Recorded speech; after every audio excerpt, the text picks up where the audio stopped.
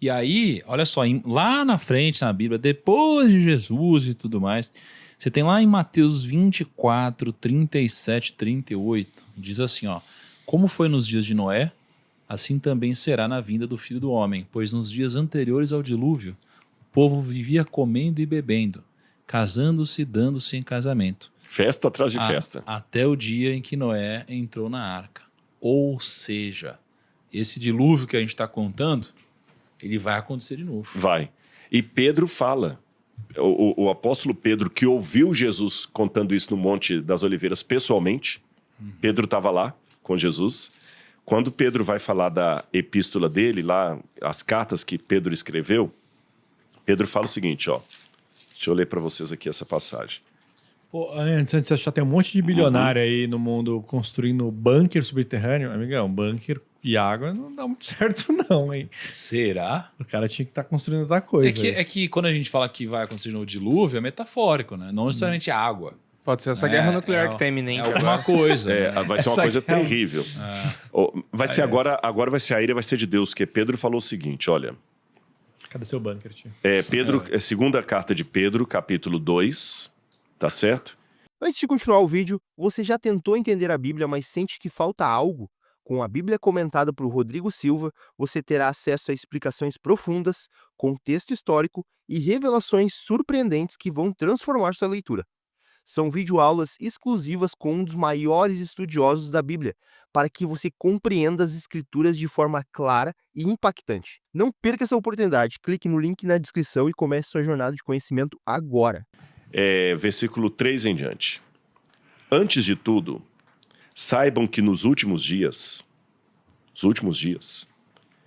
virão escarnecedores com suas próprias zombarias, andando segundo as suas próprias paixões, e dizendo: onde está a promessa da sua vinda?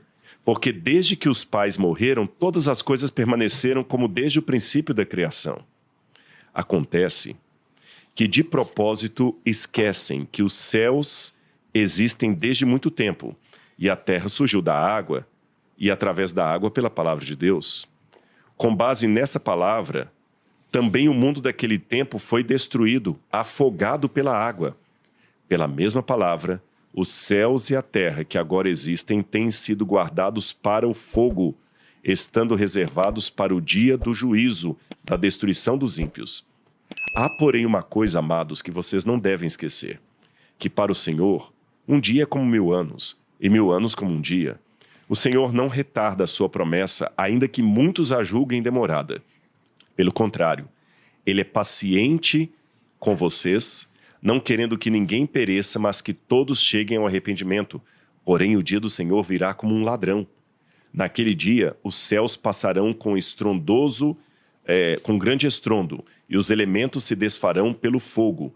Também a terra e as obras que nela existem desaparecerão. Uma vez que tudo será assim desfeito, vocês devem ser pessoas que vivem de maneira santa e piedosa, esperando e apressando a vinda do dia de Deus.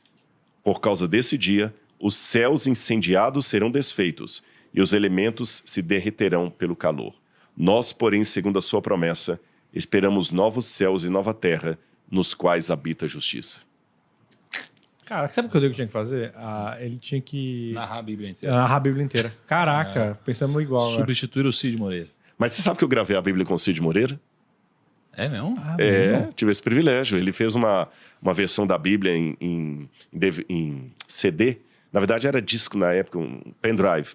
E eu ia para o Rio de Janeiro várias vezes lá no estúdio e gravei com ele. Ele fez a Bíblia assim, ele fazia parte do locutor e ele pegava pessoas para fazerem vozes. Voz de Salomão, então Salomão disse. Ele falava, né? Aí eu fazia o Salomão fazendo oração. Você era Salomão? Eu fui Salomão. Caraca! Daí vem a sabedoria. Cara, aliás, deixa eu contar uma coisa rápida do Cid. Aliás, Cid, se estiver assistindo aqui, um abraço para você aí. Saudade de você. O Cid, ele contou que uma vez ele estava lá na casa dele e ele falou assim, cara, eu já peguei várias pessoas aqui como locutores, mas ainda estou precisando de algumas vozes. Eu quero voz diferente. Aí ele viu um sujeito trabalhando lá, né, no jardim. Ele me contou isso. Aí ele viu que o sujeito tinha uma voz boa e tudo, falou assim, meu amigo, você vai gravar a Bíblia para mim, que a voz do Cid é impostada até para falar normal, né? Aí o sujeito muito tímido, sou Cid Moreira, já ficou assim, né? Vendo o artista ali. Aí o Cid colocou ele no estúdio. Então, diga assim, que o texto que ele tinha que ler era faça como quiser. Vá, faça como quiser. Aí o sujeito ficou olhando assim. Vamos, faça como quiser. Estou aqui na casa do Dr. Cid Moreira, feliz da vida. E você que está me escutando aí agora da sua casa, ligue o rádio. O que você está fazendo? Eu só falo, faça como quiser. Então teve essa situação Não lá. é possível, cara. Mas eu gravei com o Cid Moreira, tive esse Legal, privilégio. aí. Pô, só uma coisa. Cara, não é possível. A gente precisa... Eu sei, Kaique, eu sei. ó, a gente tá no segundo capítulo ainda. Calma. É bizarro. A gente... Não é possível. Você queria um... Eu vou começar a separar 2 dias para cada gravação. A gente faz com mais calma. Mas olha só. O pau começou a quebrar. Beleza. E diz assim, ó. Logo depois que o Senhor fechou a porta da arca, o dilúvio durou 40 dias sobre a terra. Parece pouco, né? Só que 40 quando a dias gente fala de chovendo 40 direto. dias, tem um PS aqui. Tudo na Bíblia que é muito, eles falam que é 40. Jesus ficou 40 dias no deserto. 40 anos o povo de Israel. 40 anos, choveu 40 dias. Cara, Rodrigo, são 40 dias literais? Ou esse 40 que eu já ouvi, por exemplo, de um amigo nosso, de que 40 é uma expressão antiga para denominar muito. Muito, né? Muito, pode ser um número arredondado. Aham. Ou outro significado também que alguns colocam, e eu acho que isso também é plausível, os 40 que tem na Bíblia começaram disso aqui. Entendi. Por muito tempo. Esse aqui foi literal, Certo. e a partir do momento que ele foi literal, ele se tornou símbolo de outras coisas. Mas 40... Mas, É porque você essa fala que migração Jesus foi... ficou 40 dias no deserto sem comer Ele pode ter e ficado beber? de propósito. Opa, na Índia tem muita gente que fica muito mais tempo Não, mas sem comer. comer sim, mas sem beber? Não, a Bíblia não fala sem beber. Só fala sem Só comer? fala sem comer. Fala jejuou durante 40 dias, teve fome. Não falou teve sede. Jejuou. Poxa, será que ele tomou água? É. Quer dizer, eu penso assim, cantiozinho poxa, de lado aqui, um ó. ser humano não sobrevive 40 dias. Não, porque a Bíblia não fala em momento algum que Jesus teve sede. A Bíblia fala que ele teve fome. O diabo não tentou com água, Mas- tentou com pão. Mas será que não fala que ele não teve Faz sede sentido, porque ele era a né? própria palavra? Não, e, mas e quando- a palavra que... Não, mas quando Jesus encarnou, isso aqui é um pilar do cristianismo, da teologia, da cristologia. Jesus não se tornou mais ou menos humano, não. Jesus se 100%, tornou homem. A única diferença entre nós e Jesus é que Jesus não tinha pecado. Mas Jesus veio num corpo humano, um corpo que podia machucar, um corpo que podia tropeçar numa pedra, um corpo que podia pegar uma doença. Jesus, se tivesse num mundo aí... Pegar um resfriado. Ele podia pegar um resfriado, ele podia pegar Não, uma deve ter bactéria. pego um resfriado ao longo da Exatamente. vida. Mas- Quando criancinha, Suado no nariz, o essas bebezinho, coisas. ele teve cólica como qualquer bebê. Ele foi um homem de dores, semelhante a nós. Cara, então ele bebeu água no deserto. Na minha opinião, sim. Cantiozinho não aconteceu. Ele levou Mas- água consigo. Mas vamos lá. 40 dias inundou o planeta inteiro. Pô, imagina, Aí olha só. que tá. As águas subiram e elevaram a arca sobre a terra. As águas prevaleceram e aumentaram muito na terra. A arca, porém, flutuava sobre as águas. As águas prevaleceram excessivamente Ou ficam algumas e montanhas? sobre a terra e cobriram todos os altos Aham. montes que havia debaixo do céu. Todos? Só essa. E as Aham. águas ficaram 7 metros acima deles. E os montes foram cobertos. Ou seja, o monte mais. Pega o Monte do Everest. Cara, Foi a água coberta? estava 7 metros Aí acima. que tá. Não havia o Monte Everest. Não. É loucura. Eu vou dar de presente pra você. Eu só tenho um. Dá pro Thiago. Eu dou pro Thiago, depois você empresta ele aqui. Esse o livro Lucão, aqui... ele gosta muito de ler. Esse livro aqui foi escrito... Eu vou fazer um merchan que ele é muito meu amigo, não é mais nada esse não, cara, viu? O Naor Neves. A grande extinção. Ele é um doutor em geologia pela USP. E esse camarada é incrível. Ele já está aposentado já. E muito querido. Ele é da parte de geologia. E ele faz toda uma análise geológica do que foi o dilúvio. Isso é inédito. Deixa eu ver aqui. Tá bom? Isso é inédito. Ele explica a questão como é que as camadas foram formando ali dos dinossauros e tudo. E, cara, você lê esse material do Naor, você vê que só esses 3 versículos aí, que você leu, 2 versículos, isso aí daria um podcast de mais de 3 horas explicando Cara, só esses 3 aí. Você lembra quando o Umbira falava lá quando a gente tava em Israel lá? Ele pensa nisso aqui a 7... Posso resumir 7 em mil metros 2 minutos a ideia que o Naor apresenta? 2 minutos? Que é um cara... Lembra que eu falei, quando não é da minha área, Sim. Igual eu falei para explicar a questão da vitamina C lá e tudo.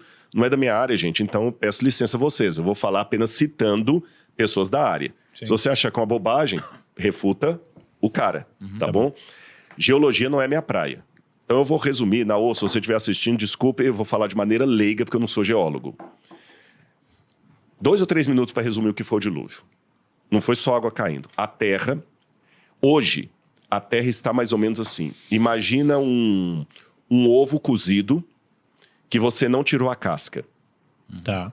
E esse ovo cai no chão. Racha inteiro. Racha inteira, mas a casca está grudada ali. Sim. Assim está o planeta Terra. A Terra firme debaixo dos nossos pés não está tão firme. Porque você tem a crosta terrestre, as placas, e você tem o manto, você tem várias outras substâncias meio líquidas, meio não totalmente sólidas que estão abaixo, e a Terra é como se fosse um ovo cozido com casca, cheio de trincas.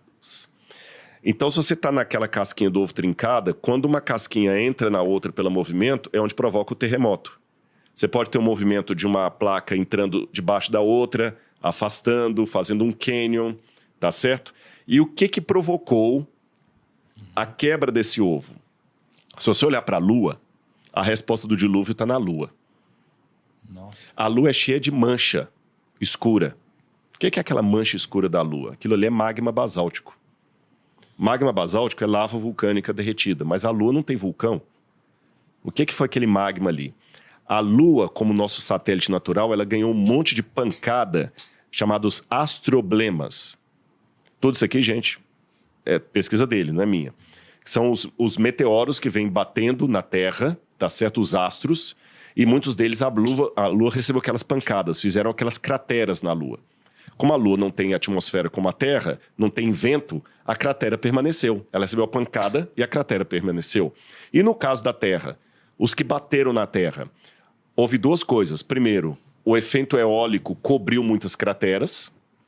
E como nós temos a maior porção da Terra em água, muitas crateras estão debaixo do oceano. Mas a Terra também foi muito bombardeada. Tanto é que os dinossauros foram destruídos por causa de um desses astroblemas que destruíram todos os dinossauros. Agora imagine que o dilúvio foram pedras caindo no céu. E de onde vieram essas pedras? Bom, se você olhar o sistema solar, você vai lá, né? Vênus, Terra, Marte, Terra, Júpiter, eu esqueci agora a ordem. Entre, acho que é Vênus e Júpiter, eu não lembro mais agora, tem um cinturão de asteroides que estão circulando ali, que parece até uma espécie de planeta que explodiu. E fragmentos disso vieram parar na Terra, foram atraídos para cá. Então, quando isso bateu na Terra, vários desses astroblemas, eles produziram na Terra uma mudança catastrófica tão grande que é o ovo que eu iniciei ilustrando, ficou todo trincado, a Terra está toda trincada. E essa pancada de astroblemas provocou tsunamis altíssimos, 20 vezes maior do que o tsunami já noticiado. E esses tsunamis destruíram toda a Terra entrou em convulsão.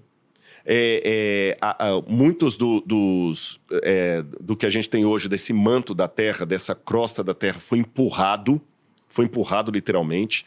Houve uma sobreposição de camadas. E quando isso tudo foi arrefecendo, o que aconteceu?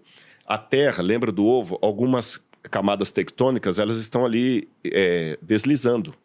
Então elas foram perdendo velocidade. Quando elas vão perdendo velocidade e encontram uma barreira, se eu colocasse um pano aqui em cima dessa mesa e jogasse assim bem lisinho, quando o pano recebe um obstáculo, ele vai enrugando. Ele vai seguindo, ele vai enrugando. Todo mundo imaginou a imagem? Uhum. Ele vai enrugando. Aquilo é uma cordilheira que se forma. A cordilheira montanhosa é nada mais que o dobramento da Terra que vai. Aí vai formando os picos, as montanhas, vai formando os canyons, vai formando as camadas geológicas. Você vai tendo a fossilização, a formação de petróleo fóssil, de muita coisa. Então a Terra, inclusive, uma mudança tremenda na forma terrestre. Tanto é que antes do dilúvio, a Terra tinha só um continente.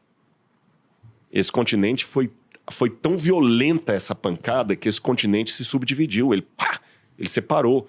Tanto é que se você pegar o mapa hoje e olhar o contorno da América do Sul é um contorno da África. Eles encaixam igual um quebra-cabeça, igual um puzzle. Encaixam ali. Já vi um videozinho de tudo sendo juntado. Exatamente, já. a Pangeia. A diferença é que muito geólogo vai falar, não, mas isso aconteceu durante milhões e milhões de anos de maneira devagar. E o Naor desafia isso. Eu falo assim, não. Existem 2 eventos em geologia. Existem eventos ordinários e extraordinários. Resumindo, qual a diferença entre os dois? Evento ordinário. Esse estúdio onde nós estamos gravando o podcast aqui, ele está decaindo. Ele está envelhecendo. Se não der manutenção, esse prédio vai começar a cair reboco, vai começar a aparecer o ferro, daqui a pouquinho ele desmorona. Aí se alguém passa aqui e o prédio desmoronou, o cara olha e fala assim, olha, esse edifício aí deve ter pelo menos uns 300 anos sem manutenção, porque ele caiu, colapsou. Efeito ordinário, você não percebe o decaimento. Ele demora muito tempo porque você não percebe. 300 anos, 400 anos para ele cair. E um efeito extraordinário, um terremoto.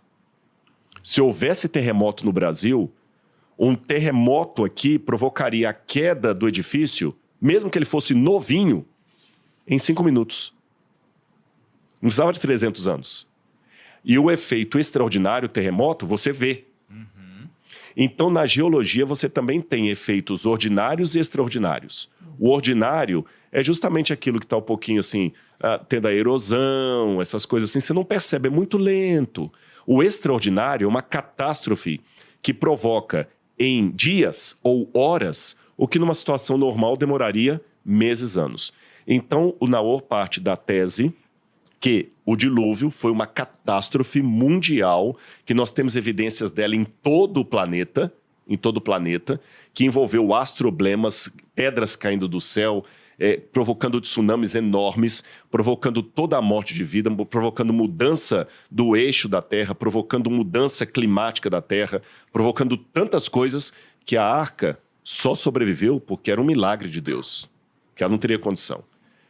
Então isso provocou em poucos dias o que numa situação ordinária demoraria meses. Então a destruição do dilúvio realmente foi o juízo de Deus sobre a terra. Não foi apenas uma inundação como essas que a gente vê na televisão, porque se fosse, Deus teria mentido, porque ele falou que não traria mais um dilúvio sobre a terra. E inundação ainda acontece até hoje. Verdade.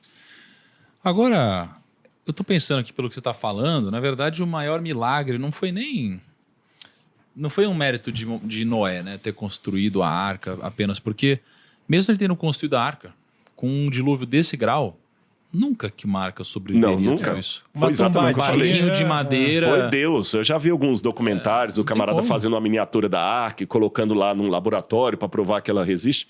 Não substitui. Não, foi Deus ali. Não tem como. Só que aí o que aconteceu? A gente viu aqui então que no final da história, né, a arca ela acabou parando no topo de uma montanha. Que essas montanhas foram se formando. Exato, que era Ararat, né? Ararat, Urartu, que é ali entre a Armênia, a Turquia, a antiga União Soviética. Perfeito. Bateu ali, né? Só que aí quando acabou o dilúvio, parou de chover, sai água de baixo, assim, em todo canto, eles ainda ficaram 150 dias ali esperando as águas descerem. as águas descerem. Aí aqui acontece uma coisa que eu não entendi. É assim, o resumo ele manda uma pomba, quando a pomba não volta, ele fala assim, nossa, ela deve ter ido parar numa terra. E aí ele entende que está na hora de ele sair, né? Só que antes disso acontece o seguinte. 40 dias depois, tem sempre 40 dias aqui, Noé abriu a janela que tinha feito na arca e soltou um corvo, o qual, tendo saído, ia e voltava, até que se secaram as águas sobre a terra. Depois, Noé soltou uma pomba, para ver se as águas já tinham diminuído, e a pomba, ela acabou voltando. E aí Noé soltou novamente uma pomba, e a pomba não voltou. Por que ele soltou um corvo? E aí depois uma pomba, e não uma pomba sempre, ou um corvo sempre? Tem algum sentido nisso? Olha, a gente não tem uma explicação clara disso. E até o fato dele já ter pombo e corvo ali, lembra que eu falei a questão dos matizes? Pelo menos alguns tipos de aves já estavam definidas, que ele tinha pomba né? Porra, logo a pomba, né, cara? Logo a pomba. Ah, mas calma, naquela época, a pomba não ficava na Praça da Sé comendo chiclete. Entendi, era uma Exatamente. outra Era pomba. outra Mas pomba. lembra uma coisa, a pomba, ela consegue voar mais longe e retornar em segurança. A pomba voa mais longe. Tanto é que lembra na Segunda Guerra Mundial, o que deu a vitória para a Inglaterra É verdade. foram os pombos né? correio, Pombo correio. que eles conseguiam passar lá, né, e voltar e trazer toda a informação dos nazistas, aquela coisa toda. O corvo não, o corvo voa mais perto. Então talvez tenha sido por isso. Então. Exatamente, o corvo, ele não consegue ir longe. E ele voa mais perto, ou ele volta, ou ele morre. Então ele mandou o pombo, porque falou assim, se o pombo demorar para voltar, aí eu solto a pomba para ver. Você tá entendendo? Porque o pombo não vai muito longe. E se o pombo olhar que não tem coisa, ele vai voltar rápido. Então por isso que talvez ele mandou o pombo primeiro. Entendi, perfeito. Fala pessoal, se você gosta desse tipo de vídeo, já deixa o like, se inscreve no canal para não perder nenhum vídeo como esse. Na descrição eu tô deixando 2 links dos meus canais, um de histórias bíblicas e um de orações. Se você gosta desse tipo de canal, já entra lá e se inscreve.